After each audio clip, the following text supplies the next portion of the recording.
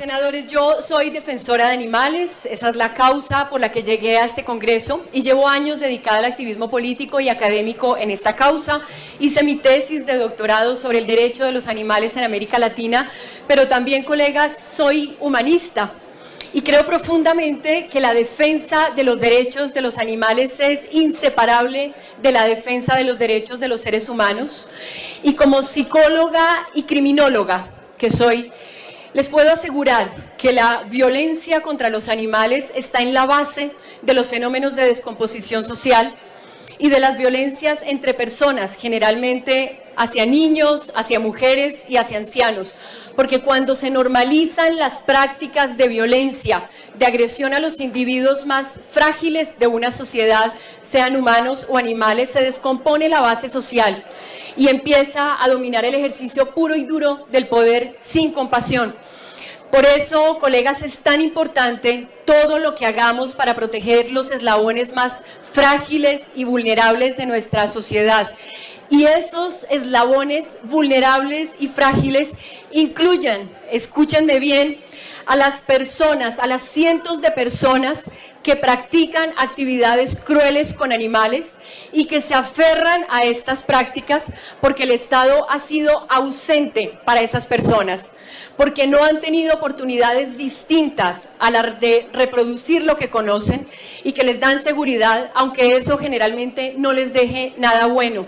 Es inherente al ser humano aferrarse a lo conocido, así sea lesivo, como quien se aferra a su maltratador, como la mujer que se aferra a su maltratador. Pero es nuestra responsabilidad como legisladores y como representantes políticos hacerles ver a esos colombianos, a esas colombianas que merecen mucho más que peleas de gallos y corralejas, cuyos entornos son violentos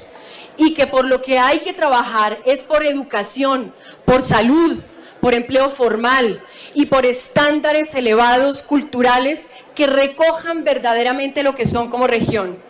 Pero si insistimos, colegas, senadores y senadoras, en defender prácticas crueles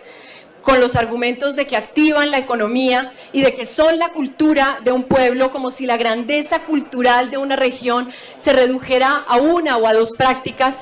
estaremos condenando a esos pueblos, senadores, a la informalidad, a la ilegalidad, a la precariedad económica y cultural, a la perpetuación de ciclos de falta de oportunidades, que es lo que han hecho tantos gobernantes en este país, arrojarles a esos pueblos pan y circo,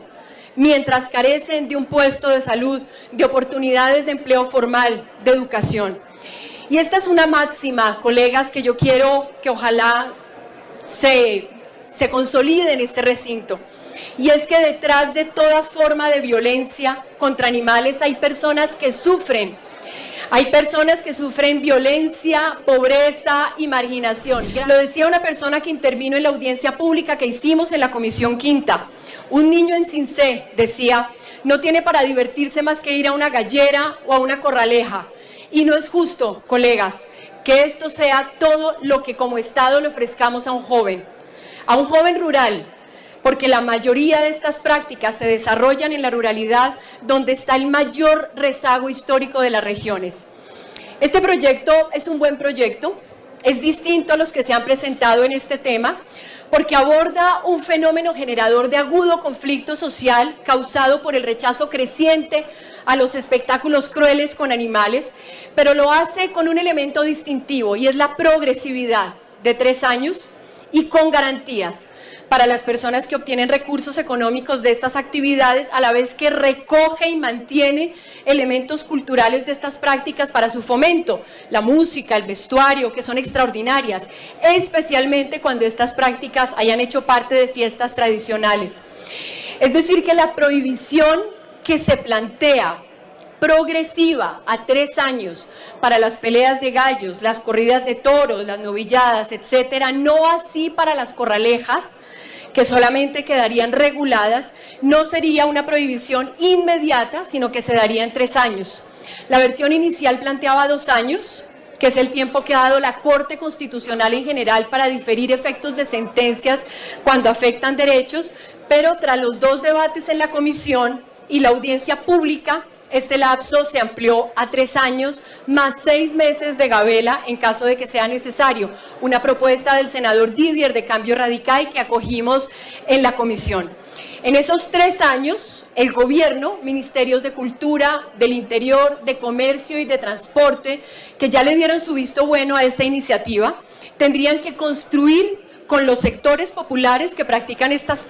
actividades, 1, líneas de fomento, 2, líneas de activación económica, pero además tendría que identificarlos, senadores y senadoras, porque particularmente en el caso de las peleas de gallos, hoy no tenemos ni idea de cómo se mueve esta economía informal, de quiénes la practican, ni de dónde se desarrolla. De hecho, ninguna entidad del Estado reconoce esta actividad como una economía formal.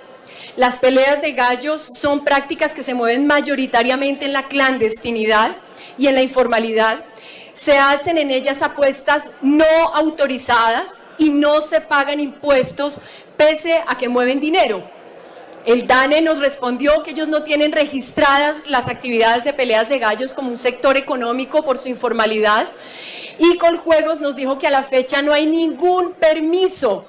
otorgado a ninguna gallera en el país para la realización de apuestas, por lo que además entonces no tributan. Pero, ojo, que señalar esto no es para condenarlas, sino para darle su justa dimensión a la actividad y para resaltar la importancia de acompañar a este sector en su tránsito hacia economías formales y no basadas en la muerte. Porque no por ser prácticas que se mueven en la informalidad, pues podemos desconocer que mueven dinero. Y es por eso que hay que transitar con responsabilidad hacia la búsqueda de alternativas no violentas que les aseguren a estas personas ingresos y formalidad. No me voy a detener aquí largamente en hacer una descripción taxonómica del sufrimiento de los animales en estas prácticas. Aquí me basta con decir que en todas ellas se usan instrumentos cortopunzantes, banderillas, pica, estoque, garrocha, espuelas, como las que algunos recibieron en sus curules, que son armas mortales. Esas que les entregamos son de juguete, las espuelas realmente son mucho más grandes y mucho más duras, y buscan la muerte de los animales tras su larga agonía. Aquí los animales son sometidos a situaciones que les causan enorme estrés y sufrimiento, y antes de la actividad suelen ser intervenidos para reducir sus capacidades físicas, por ejemplo, mediante mutilaciones sin anestesia, o para convertirlos en armas letales, como ocurre en las peleas de gallos. La historia de terror de las corridas de toros seguramente ya la conocen: banderillas, pica, estoque, que rompen y destrozan músculos, nervios, tendones, venas, arterias, hasta causarle al toro asfixia, porque la sangre penetra sus pulmones, por lo cual el toro muere literalmente ahogado en su propia sangre. Y las corralejas, pues ni qué decir, ¿no? Hemos visto animales desmembrados aún estando conscientes, matados a golpes, a patadas, a cuchillo, por no hablar de las tragedias humanas. Todavía estamos pagando las consecuencias de la tragedia de Sincelejo de 1980, 500 muertos, y recientemente la del Espinal, 5 muertos y 500 heridos. Yo realmente les pregunto si este es el estándar cultural que queremos para nuestro país. Y concluyo simplemente con un par de consideraciones jurídicas. La primera es que es importante abordar todas estas prácticas en el mismo proyecto porque están cobijadas por el mismo paraguas normativo. De no hacerlo podríamos incurrir en un defecto de igualdad. Y la segunda es que la Corte Constitucional ha reiterado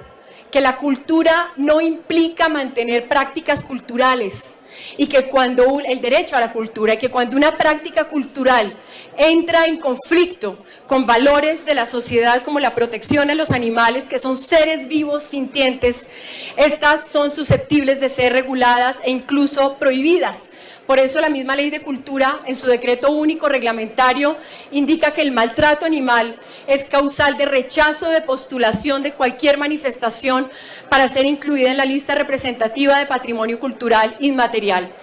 Quiero agradecerles finalmente a mis colegas de la Comisión Quinta, a los senadores Durán del Partido Liberal, Name, Pineda, Barreto, Díaz, Lobo, Guerra, Rosso, Zuleta, Pachón, Hernández, Asprilla y Catatumbo, por ahí se me escapa alguno, por los aportes que le hicieron a este proyecto, un proyecto que cuenta con coautorías de 40 senadores, que tuvo audiencia pública, que ha tenido reuniones con sectores y que tuvo 2 debates en la comisión. Simplemente quiero leer una frase del Papa que publicó por estos días en su cuenta en Twitter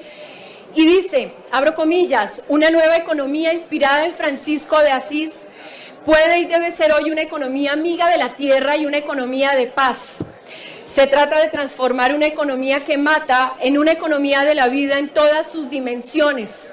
Aquí estamos hablando de la paz total, estamos hablando de una Colombia potencia mundial de la vida, y estamos hablando de unas mayorías de gobierno que están suscribiendo esta buena voluntad de cambio de Colombia. Agradecerles a todos los colegas que le han aportado, un saludo muy especial al senador Nicolás Echeverry, con quien hemos compartido estas causas y estas luchas. Presidente, sé que hay afán, así que invitarlos a que apoyen este proyecto, ojalá sin mayores discusiones, para que podamos seguir la agenda del orden del día. Gracias, presidente.